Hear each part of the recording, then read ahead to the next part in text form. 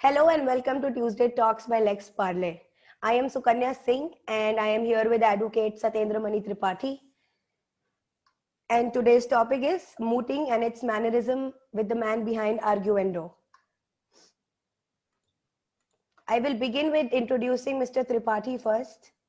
Mr. Tripathi practices at Supreme Court of India and other forums of Delhi in civil, criminal service, regulatory and constitutional laws, being in association with an advocate on record. His academic records count his post-graduation intellectual property rights from National Law University, Jodhpur. Having had vast mooting experience, Mr. Tripathi has also authored a handbook on mooting, that is Arguendo, in 2017. He has had vast litigation internship experience in his days of graduation, which includes Chambers of Attorney General of India, Mr. K.K. Venugopal, and Shardul Amarchand Mangaldas, among others. And his research studies are reported at various prestigious journals, including SEC, among others. So I'll begin with questions for Mr. Tripathi. And my questions come from my law school experience, which I developed while mooting, and other students as well. So my first question to you, sir, is that before we discuss this topic at length, I would like to ask you, what are moot court competitions and why are they important for law students? Thank you so much, Sukanya, for having me here. Sukanya and other people of Lex Parley, your organizers and your members. Thank you so much for having me here. So, like you have asked, what is moot court and why is it important for a law student? See, firstly, if I have to answer in a very definite manner, a moot court is precisely a simulated court setup where precisely a law student is given a proposition, or we call it a problem, where you are given some months or days or weeks to prepare your written submissions over that problem after crystallizing the issues and your arguments based upon that problem. And once you are done with your written submissions, there would be specific dates where you will be invited to participate in oral arguments, in oral rounds. And you would be competing with teams of different law schools across the country, or it may be international. So this is what moot is. The setup or the dynamics of a moot court team varies, and it starts from 2 speakers and a researcher as a team, and they compete, or there may be 2 researchers and 2 speakers, or one. It eventually depends upon the kind of moot court competitions you are placing yourself in. And this is precisely would be a definition of moot courts. Why a law student should opt it? As being a graduation in my law school from 2013 to 18, initially in my first semester, I was having an idea to just have a little exposure. To be very honest, if I say, mooting is just not about having a very good eloquency or having a very good oratorship. So but I had this idea that yes, I have to start something to be, if we draw the Venn diagram of it, so inside a public speaking. But my notion was a little wrong, but my understanding was a little wrong. But because moot is just not about your idea of public speaking or oratorship, like I said.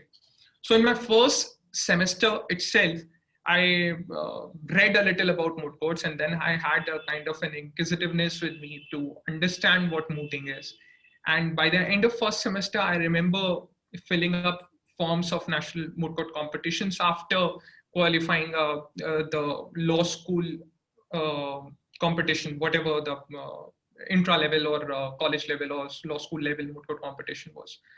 So given the idea was to do good in an extracurricular activity which somehow covers your academics as well, which touches upon your academics as well. And now, when I have done my graduation and then my PG, and after being in with bar more than 1 year, what I have realized is that yes, it builds a lot. It builds a law student.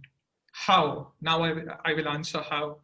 Uh, Moot first tells you, if you ask a dispute resolution lawyer or if you ask a litigator to be precise, Moot tells you how you crystallize a problem. Moot tells you how you answer that problem, supplementing your understanding towards laws. And then Moot tells you how you deliver, how you sum it up, all of it, and then understand it, comprehend it, and how you present it before a court of law. Although just moot courts are simulated proceedings, they are not, although the judges, they are mostly good lawyers from good firms or litigators having practice, good number of practice, or they may be judges themselves, sitting high court judges or even Supreme Court judges themselves. So it, it gives you a punch, although being in a law student, and rather having an experience of a litigator of a real courtroom. That is what moot court is. And it gives you a readiness towards the market, to be very precise. Okay. So moving on to next question, sir. It is very difficult to, understand at the first time ki kaun sa lena chahiye, which moot should I go for? So how can one choose the right moot court competition given there are n number of competitions available to choose from? To answer this question of yours, Sukanya, what I would say that there is no specific answer. I can't frame an answer towards this question without giving my own observation of judging the moot courts. Judging, in a sense, a law student judges a moot court, whether I should participate in this moot or not. I remember my first moot was based upon a subject which was beyond my comprehension. What I believe is by the end of third year or your starting of the fourth year, for few students, it may be by the end of their second year itself. By this time, you are just in a graduation course like any other course. You do not treat your graduation per se law, your LLB, you don't treat it as a professional course. And it is very obvious that our mind is not that developed per se. Judging a moot court, whether it is right for me or not, because there are numerous moot court competitions in the market, or every other law college are obligated to do nowadays, they are obligated to organize a national level or state level or international level, maybe a moot court competition. But what I would say, choose a subject if you want. Your first year moot may be based upon merely on contract law, but it would be very interesting. My experience of first year, my first semester moot was based upon, it touched a little of banking laws of which I had no clue. It touched a little of some subjects like hire purchase agreements. I never heard of hire purchase agreements in my life than that occasion. And to be honest, but I had this instinct with me that yes, I have to read and understand what a subject is. Secondly, there is a vibe in students, I would say very casually, to rush and just participate in moot court competitions. I would say that please don't do that. Please don't do it. Analyze yourself. Are you ready for it?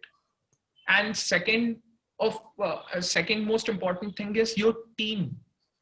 How have you chosen your teammates? Are just because of they are your friends? Are just because you see someone or you want to be friends with them? Or what is your analogy? I mean, what's your framework? Or keeping aside all these factors, you really, really want to do good in a moot court team, because there will be hundred of such situations throughout this process where you will be challenging yourself and your teammate along with you. It is not just about giving a commitment to, that yes, you are going to participate and getting a reservation done in your uh, for to going places. I won't suggest that. If you really want to do participate in, choose a moot court as per your understanding. See if you can read the problem, try to understand, and just see if you can really can do well, and take and gather up your teammates, discuss it, and see if there is ample time to prepare your memorials, to start the preparation of oral arguments, and then you have enough time for to prepare for for the participation itself. The third factor can be, there are certain moot court competitions which are very prestigious. There are moot court competitions like Philip C. Jessup, William C. East Vienna, 100 Nut moot court competition, because I've seen teams participating in it. I've seen there is just there was my observation that in 100 Nut moot court competition, even to be very honest, I was not prepared very well. There was just a push from my own self which said, "Ki nahi bhai, I have to participate." Although I was not ready for that moot court competition, I was not at all ready for that moot court competition, but I did participate, and eventually that led up to such a drastic result, which I had to face, and because I was not ready for it, I have to accept it. But there were teams, but ultimately it gives you a kind of an experience. The kind of teams I had seen there, in the final rounds,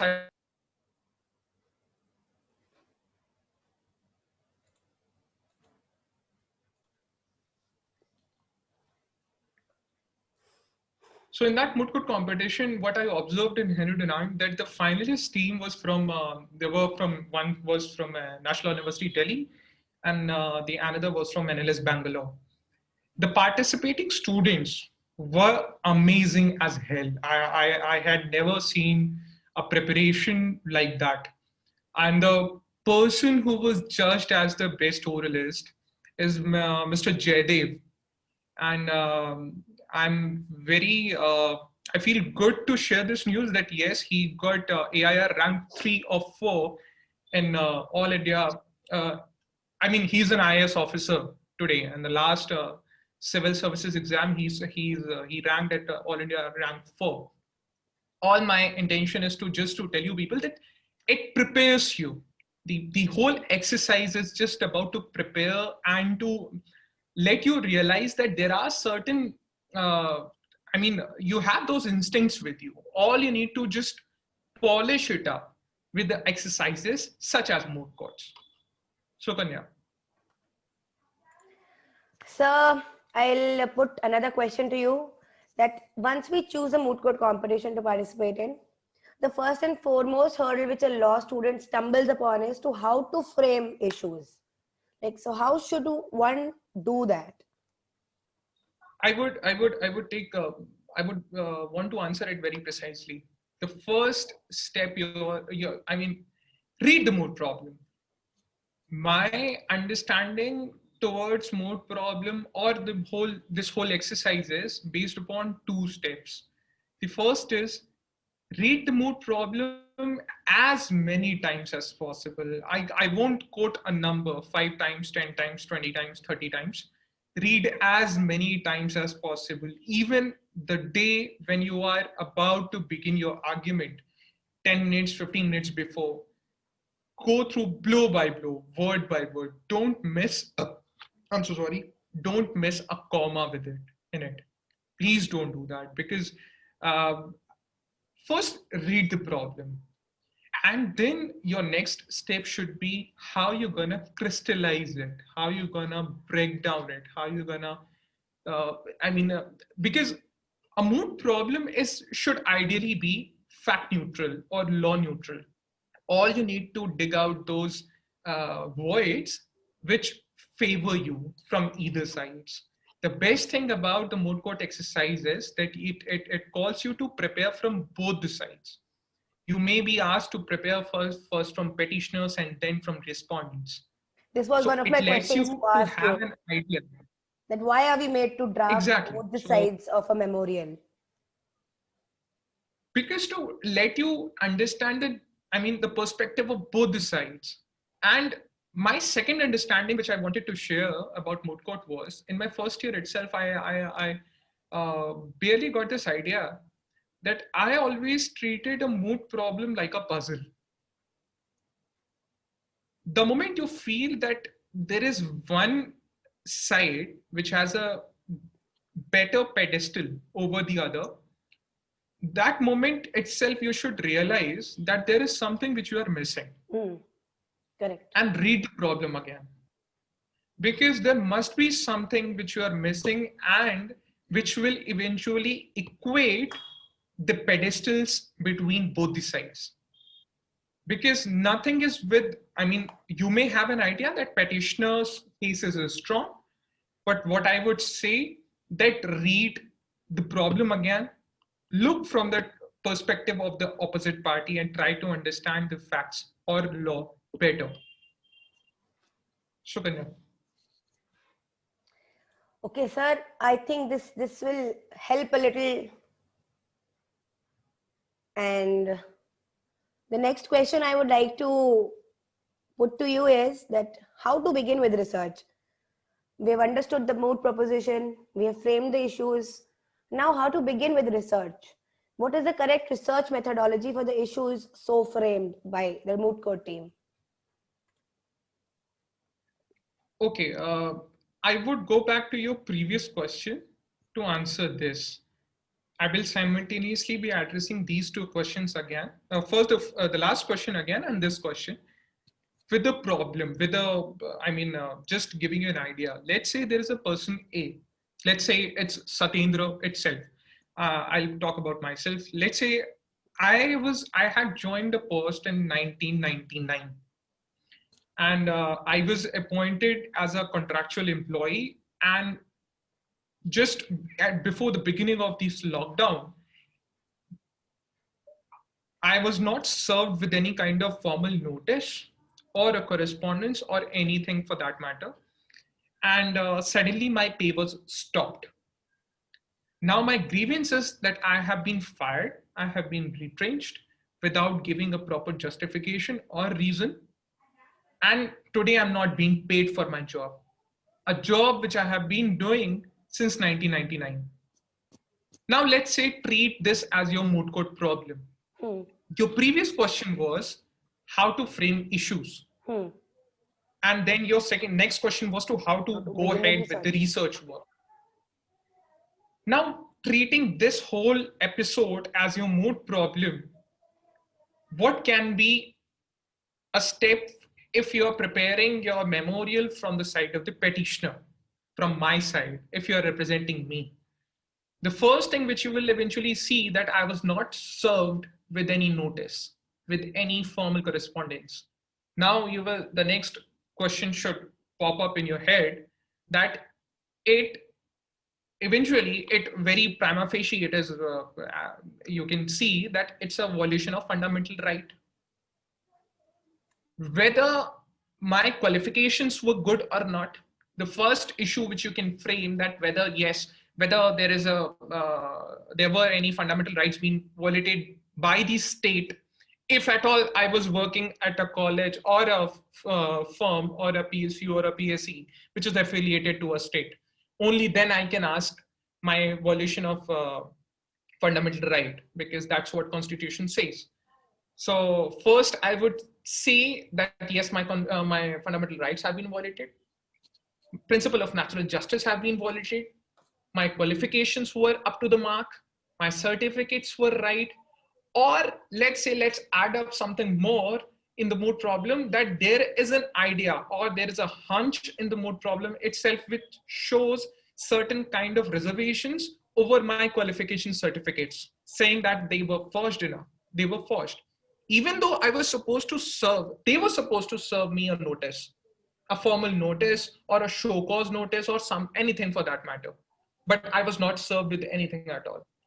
So now my next question of law or issue can be that my qualification or my certificates were up to the mark and verified the day I joined, before I joined my post at that firm, at before joining of my service in the year 1999 itself. And now raising a doubt over my certificates today in 2020 is nothing but an obnoxious move by the authorities which are managing that specific firm or my employer or whatever it would be. Now what I did, I crystallized this whole problem into several tenets which eventually favor my grounds. Yes. How to begin with research? What I would next do is, firstly, I would see what all fundamental rights have been violated. They are not just limited to article your 19 and 21. No, please don't. I mean, hover around, read books, read commentaries, read. I mean, if at all it is a discussion over constitutional laws, then read Survey, read NP Jain. You'll understand there are many more rights which have been violated. They may not be just fundamental rights. There may be other constitutional rights which have been violated. If at all I would be representing my client, let's say the other side, which would be the government, which would be the state, I would throw a kind of a better reasonable doubt over my qualifications, or I would point out those bullets or those voids which is there in the moot problem but not so apparent, but I have to smartly inculcate it into a form of and give it a shape to an issue and see how it can favors the state and start my research on that note. Let's say if we look at the perspective of the state would say that firstly, this guy, me precisely, had given those certificates which were blatantly forged by him in the year 1999. And they served me. If at all your moot problem hints, don't go beyond your moot problem. Don't assume, don't presume your arguments. If at all your moot problem hints that yes, in the year 2003, Mr. Satyendra Tripathi was served with a show cause notice stating that please give us reasons that these dates on your certificates are doubtful or there were complaints being received against you. So from the side of the state, I might point out these were the scenarios. We asked him, we requested him to give proper notice, to give proper response to our notices, but he did not reply to those notices at all, show cause notices at all. And hence we had to retrench his service. Because our clause says such and such scenarios. We had to take that step. I mean, it can't be a win-win situation from both the sides, but you have to make it a win-win situation from both the sides. And to begin with and to carry on with research from the state perspective, I might look for those judgments which allow state to take a independent ex parte call. Very vague argument it is. I'm not saying it's very finely tuned argument, but I look for those judgments. I look for those scenarios where the Supreme Court has pronounced, or some High Court, keeping in mind the hierarchy of the courts. If at all it is a Supreme Court case, then eventually I will look for Supreme Court judgments which will eventually endorse the move of the state in that particular manner. I presume that there would be certain questions which you're going to ask me about the research tools, but there will be research tools. I might even look for some news reports. I'm not at all saying that you copy paste those Dainik Jagran or maybe an Indian Express article over your memorial. But what I can say about it, that you may look for some ideas with it. Let's say a news report reports that on Tuesday of this month, let's say a news report dated 15 February 2020 says that on Tuesday, Supreme Court turned down the High Court's decision, which was assailed before the court itself against a service of a specific person. Keeping this scenario in line, you can immediately go back to that date and go to Supreme Court website and see what all judgments were pronounced by the court on those on 15th February or on 14th February 2020, a day before, a day after, or on that date itself, keeping a reference of that news report. And then eventually you will find that ruling, find that judgment, which will give us support to your arguments. So that may be a precise step to go ahead about the research work.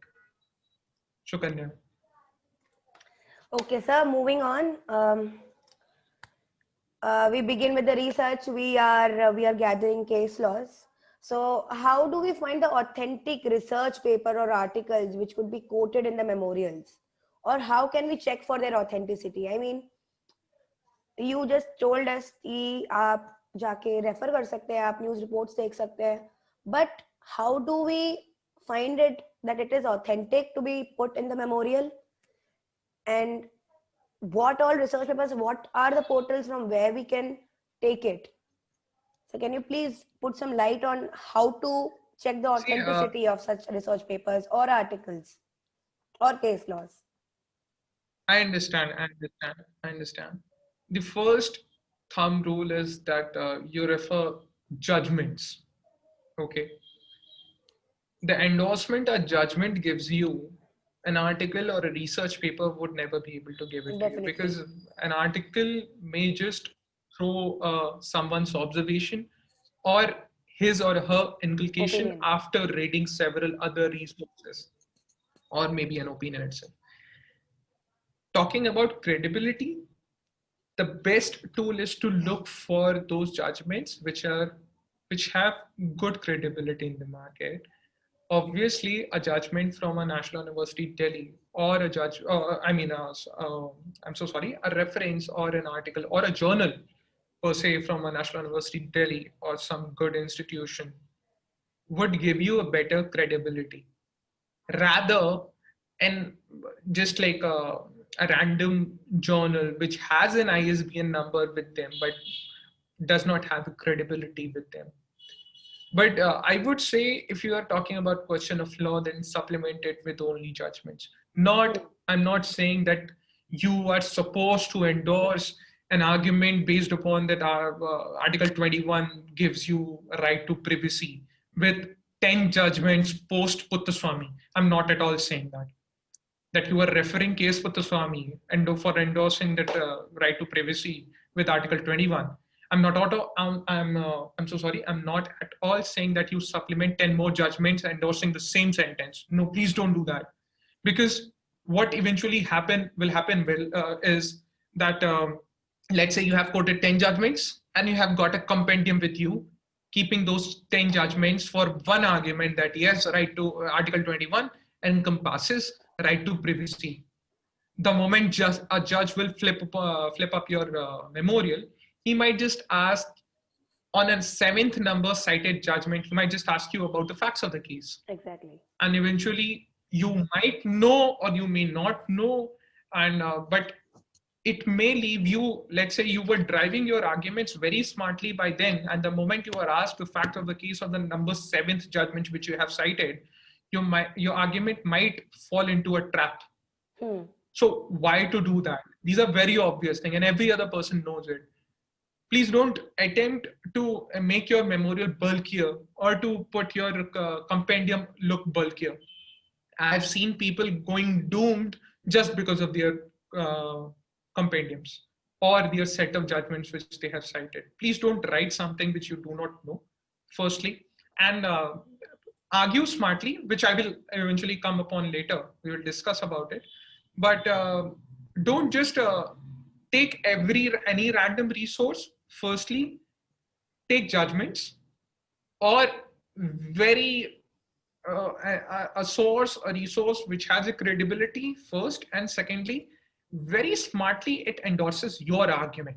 If you see a resource in a random manner which does not construct your argument, please don't put it.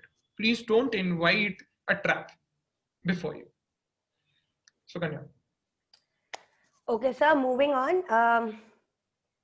I have another question which says that how can one use a landmark judgment for applicants and respondents both at the same time, like putting a particular landmark judgment in both the memorials? How can one use that, if that question makes any sense? I would say I understand. I would say I have answered this question, but adding on to it, this is very subjective.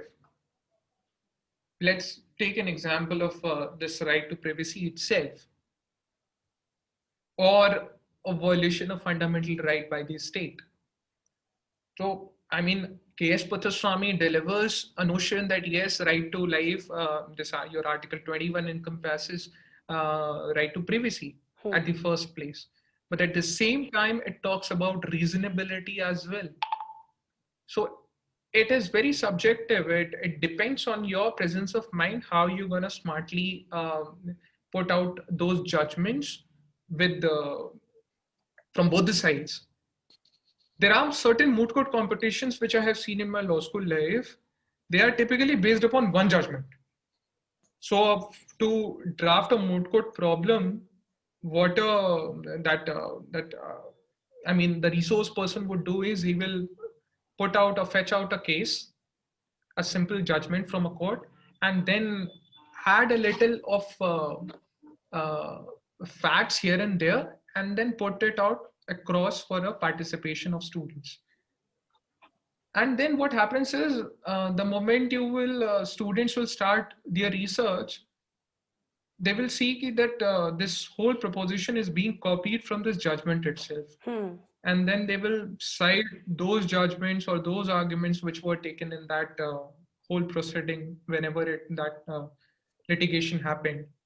So this might not favor you every day, every time. This may work a little, or this may work a little up to an extent, but not all the time. So Kanya.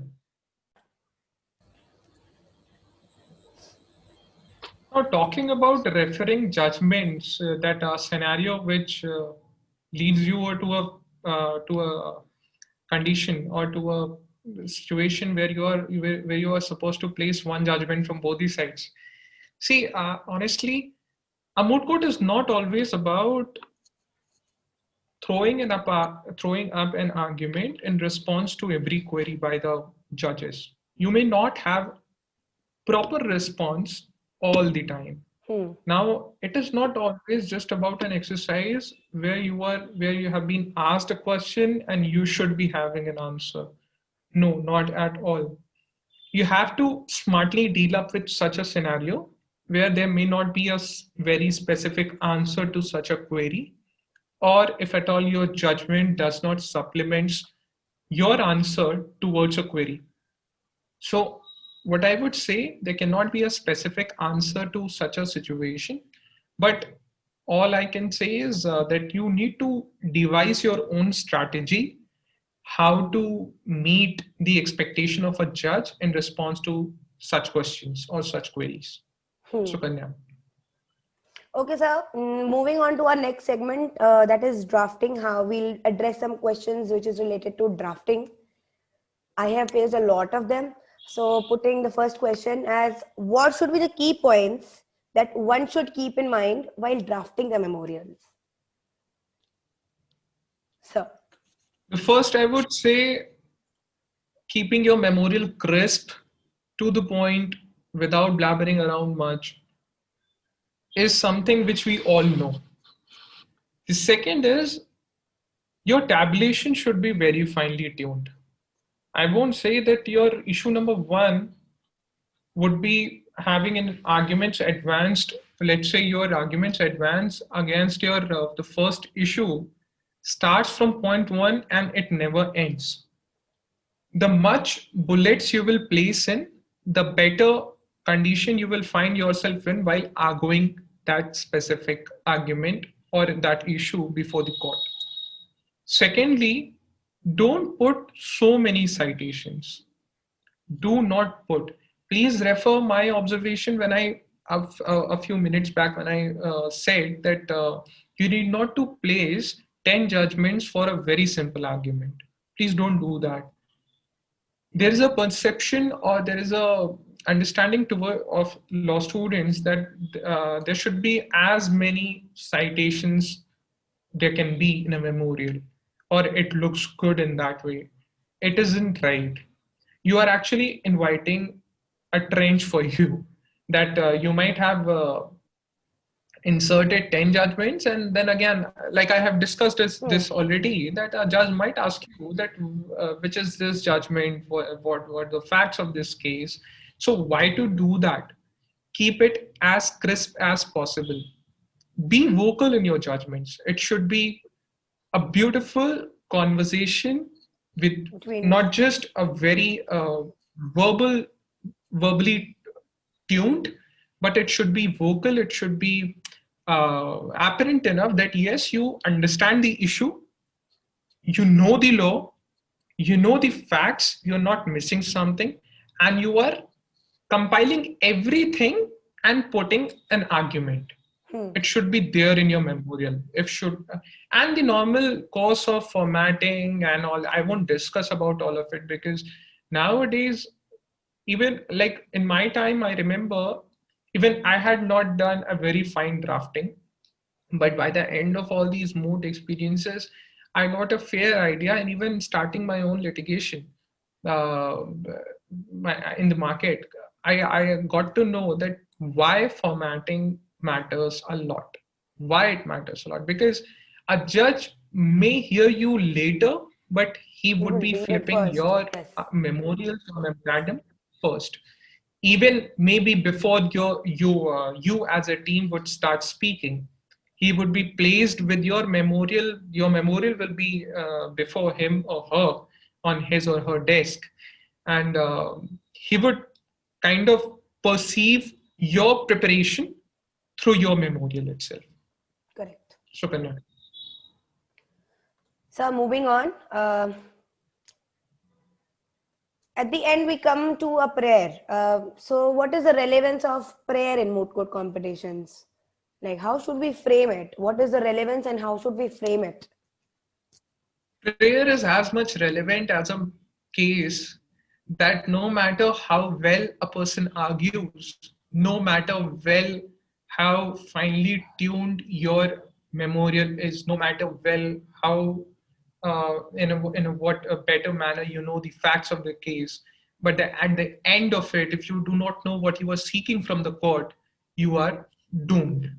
You do not know that what relief you are seeking. It not just goes with moot courts, but it goes in the court of law. I mean, in the real courts, because if your relief is not very in consonance with your arguments, or in consonance with your, let's say, I'm seeking relief which I can seek before Supreme Court only, and let's say I have drafted my memorial for a high court, keeping high court in mind, and the relief I'm seeking is like a Supreme Court is, I mean, the apex court is empowered to grant that relief only. I can't ask for such a prayer, right? There may be territorial limitations, jurisdiction limitations, restrictions. There may be pecuniary restrictions. Your prayer should keep in mind the facts of the case. Of course, the best situation you can find yourself in with those after those reliefs are granted, and there should be one more. I mean, I should say that at least if first two are not being granted to you, then the third should at least have you at a place or a pedestal where your client is not losing his or her ground. Okay. So keeping in that all these scenarios in mind, you can easily frame your prayers. But yes, it is the foremost important thing of your memorandum. Okay, so sir, related to this Shukran. question itself, um I'd ask that as you've judged moot court competitions, what do you look for in a good memorial? I mean, what catches your eye when you're looking or skipping through or skimming through the memorial? What is a point which attracts you the most? Ki, haan, this is a good memorial. See, to answer this, I would say the first thing is the formatting itself. How your memorial is presented, how it is written, how it is, what kind of formatting you have used, and there should be a kind of a, because the moment you flip up a memorial, if it is not, it doesn't, if at all, it doesn't have a quite good formatting. One more thing, uh, don't ever worry if you see your opponent team has framed all those points which he should have, but you might have missed one of it.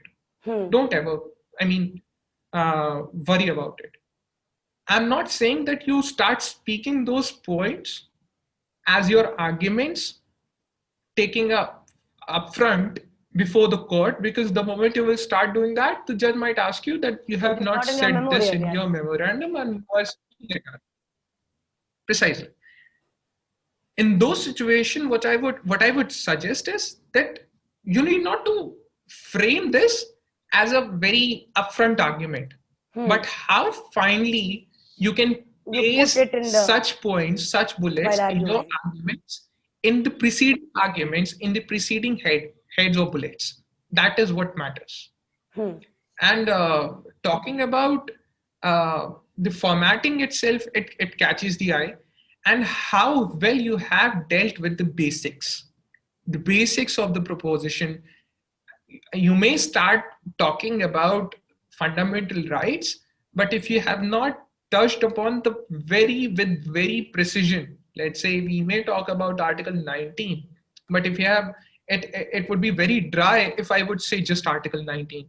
If I would not be talking about the nuances of Article 19, which very precisely endorses my argument, it is not going to work out.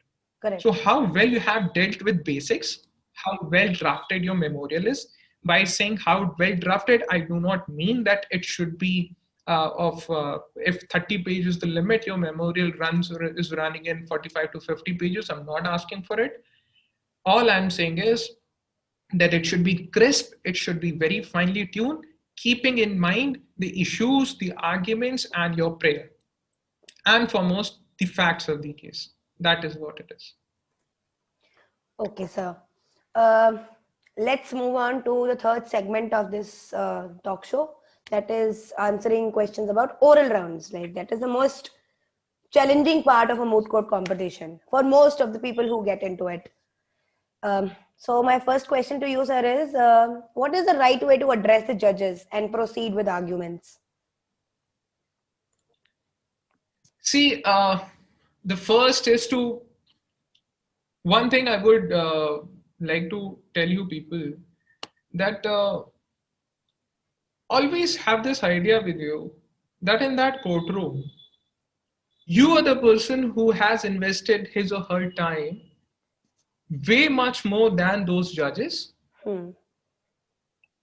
I do not mean, after having said that, I do not mean that you're having better knowledge than those people who are acting as a judge, or better knowledge than your opponent team. But at least better to an extent that you can present what you know better than them. Your voice, your demeanor, your idea of presentation should have a kind of a decency. You cannot rudely answer something which they might be asking you 10th time. You cannot answer them with the notion that because a judge checks up not just on your basics, but he might be checking up your resilience or how patient you are. He might be asking you the same question 10th time, or he might be asking you a question which does not touches your proposition at all.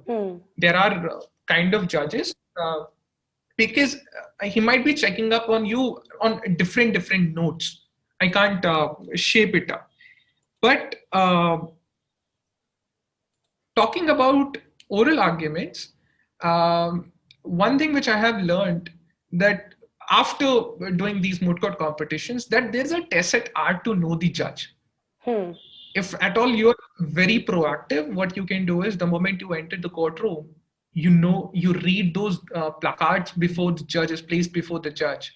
You Google it before the round starts and get to know a little, read their profiles and get to know a little about from which firm he is from, what work he does.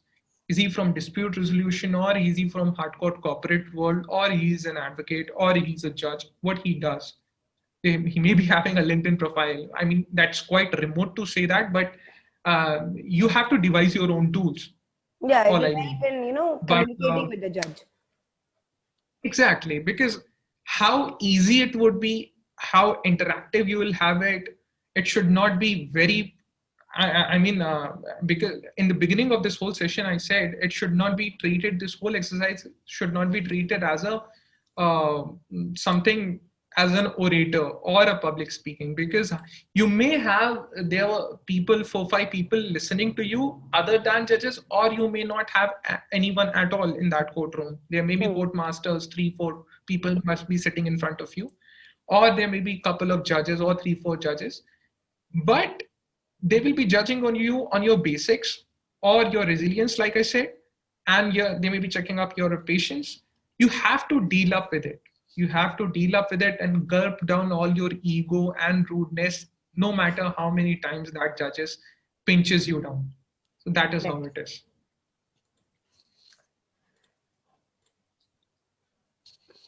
So next question to you would be that what are the do's and don'ts that one should keep in mind while presenting a case? The first, I would say, let's talk about do's first.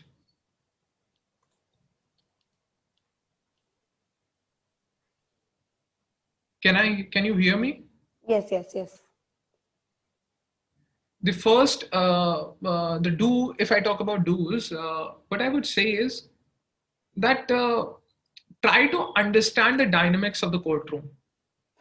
Okay, just see on what ground, on what standards that judge is actually testing you up.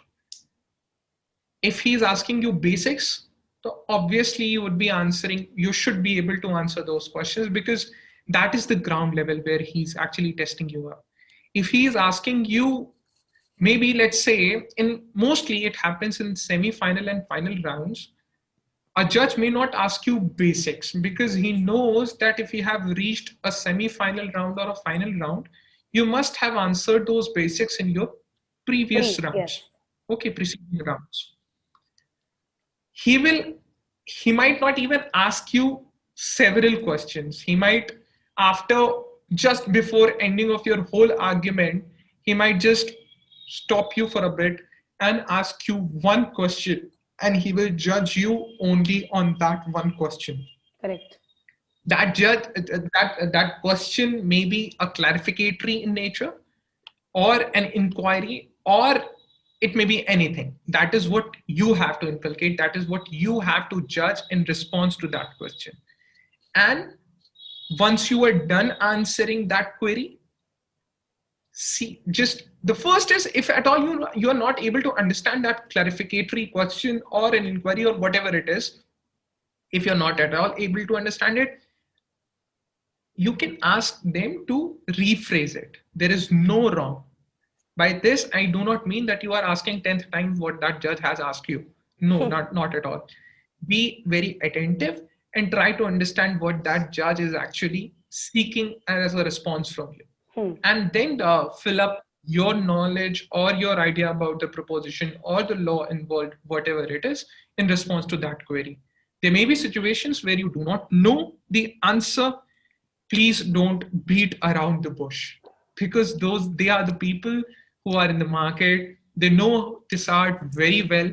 And let me tell you, every one of us, irrespective of the person who has come to you as a judge, he has been a law student in his graduation days and he knows the drill, right? So don't think that you can outsmart those people. You cannot. You cannot. At the moment you will start outsmarting people, or maybe driving them up around the bush, I would say you will be doomed. You would not be actually giving a good shape to not just you, but you will be actually not giving a good shape towards your teamwork. Yes. So, I mean, answer wisely. Next question you can ask. Most of the times, not most of the times, there are times when the judges are not, you know, listening to you. So how is it that we can attract the judge's attention, and how to attract the bench's attention? I mean, there are times that they start talking to each other and the speaker is continuously speaking, but the, speaker has said some very relevant point and they have missed it. So how do we attract the bench's I understand. attention I and understand. then convey the argument, the particular point we are trying to put? See, in such situations, the first is it touches upon your skills of your demeanor. Okay, the Hmm. moment you see two judges talking or sharing their thoughts within themselves, and they do not want to talk to you, or they are just humming up, you should stop there itself. Hmm. Just give them their time. That's what decency says. The moment they turn towards you, you start speaking. This is the first way. Second is use your voice, Yes. the volume and the pitch both, And modulation. to attract their attention. Every sentence, every frame of your sentence would not be very much relevant. But Hmm. if at all you are pressing up upon a judgment, which is a, let's say, which is a backbone of your whole argument, you may frame a sentences like, uh, your lordships, I would seek your consideration before this point, as it supplements or endorses the whole argument very wisely. You will have to use your voice. You will have to lower down a little, or go with a high pitch, or with a running more tempo. I mean, it all depends on you. There may be several other tools. That's what you have to see, where you are good at, what Hmm. your skill says, and how smartly you can use it while you are arguing before the court. Okay, sir. Uh, Moving on, when we are done with arguments, then there comes a rebuttal. So, how do Yes. rebut your opponent, and is it right to raise objections amid the opponent's arguments? It's I don't see any wrong in doing that. If at all your moot court rules, or the competition in which you are participating in allows you for the rebuttal rounds, I would say the thumb rule is that put bullets. Hmm. Don't, again, you're not given for rebuttals. I guess you would be hardly given from 2 minutes to 5 minutes, not more than that. The moment you start, you'll have to put bullets that you want to briefly place certain rebuttals, or you have reservations on the arguments advanced by the opposite counsel, my learned opposite counsel, in a very decent manner. Manner.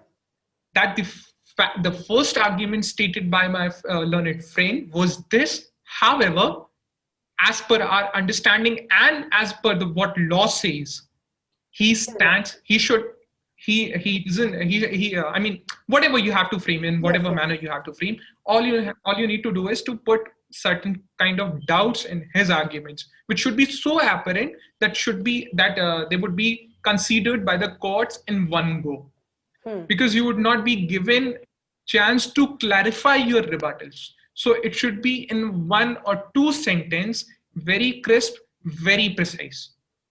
That is how it should be. Okay, sir. Thank you. And moving on to the next question, and I think this would be the second last question. That as an experienced and seasoned person in muting culture, how has been your experience? Any experience which you would like to share? As a seasoned person in mooting, I honestly, I would say that's too much to be said. As a seasoned person, I have done mooting. I enjoyed mooting a lot since the first year itself, and till the up to the fifth year of my graduation. I enjoyed mooting a lot, and this was the only drill I had with me throughout my law school, and I overjoyed it. I would say I loved mooting a lot. And if we talk about incidents, or there was, if at all there was anything, my all of my participations led me to experience something new, no matter what moot court competitions I did participate. My first moot court competition, which I participated from at BHU, it was second Mahamana Malviya National Moot Court Competition of 2014, I guess. So in that moot court competition, I remember the opponent's teammate was a fourth year student and I was a first year student. We had invested me along with my teammates, Radha and Siddharth, we had invested almost more than a month with that problem. And we had registered with that moot after taking our name out of from 3 moot court competitions. And it was very tough for us as a first team from our college of having an idea of participation in a moot court competition. And ultimately what happened that we reached Varanasi, and the moment we met those organizers at the railway station itself, we were so, scared, I would say, that we were actually looking around to those two other students, other participating teams, and we were trying to have a glance over the list of all the participating teams from across the country, which they had come there. And we got to know that yes, there are certain national universities which had come. There are other institutions as well there. On the eve of our second day of round, where we were in quarterfinals, so just before that day, a teammate, a member from other team from one college, I do not want to name them. So he just got into our room and we were having a casual conversations. So in that process, he just threw a line stating that this is our memorial which we have got in exchange of memorials today, and we are competing against each other tomorrow. And we have not, you cannot even put out, it's quite dramatic, and he just said that you cannot put out kind of even a mistake of a comma in that memorial which we have prepared. We were a little scared. And being a first semester, and we were at the end of the first semester students. We do not know even what a full form of LLB stands for.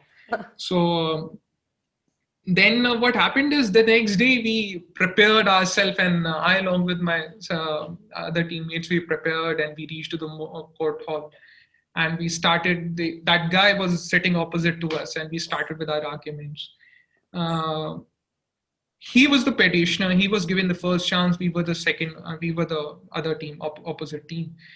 And we had I remember he was just pounding over the podium like anything. He was a good mooter, I would say. But we were scared at the same time, but we believed on our preparation itself. After end of those rounds, I remember those court masters, they stood up, they congratulated those guys that yes, you have spoken quite well. And they congratulated us, even us, stating that yes, it was a very nice to listen to you people as well. But we could perceive that yes, they are going to win. Now, I remember after 5 to 10 minutes when those organizers stepped in to announce the results, it was not a quarterfinals, it was a semi-final, I remember. And they announced that the next team which is going to the finals is Team K, and we were the Team K. It was unbelievable for me. It was unbelievable for my teammates, but it was very marvelous experience. Now, talking about all of it, what I want to convey is, please don't be overconfident. Please don't be overconfident. Irrespective of the experience you have as a fourth year law student or even a fifth year law student, a first semester or a second semester law student can struck off your arguments like a boss. You would not know what just happened. So, just taking a lesson that don't be overconfident, be mediate enough, try to understand the facts of the case. Like I said, I have in the start of this whole session, I said that read the facts of the case, read the moot problem as many times as possible. That will give you a confidence in like the best confidence in that room just before the beginning of the arguments or while having that argument before the judges. Because a judge, if I'm called as a judge today in a moot court competitions, I would not start reading that moot problem more than a day or an evening before or the day before that competition is organized, or I might be just like flipping that problem just while driving up to that moot court competition. All you need to do is, as a participant, you may not have better understanding towards the law, but you are the smartest person as far as those facts, those 2 to 4 pages of that moot problem is concerned. You are the smartest boss there, and you have to take wise calls and drive the judge on your way. Let not judge drive you. Through those arguments which will give rise to those certain questions, in response to which there would be answers you already have with you. Try to understand this analogy works. It always works. I'm going to speak a sentence which will give an invitation to the judge that the next question which he will be asking might be A or B, and I'm already ready. I have the response towards those questions A or B, both. And I would smartly answer, I would smartly put across my response towards those A or B queries. So that may be an ideal drill. That is what it is. My next question was that any advice from you, but I think we've had a lot of advices from you, and now it's just on the moot court teams to ponder upon it. So thank you so much, sir. It was really, really great to have this talk show with you, and I hopefully, will have great response on it. I'm honored to be a part of it. Thank you so much for having me here. Thank you so much. Thank you so much.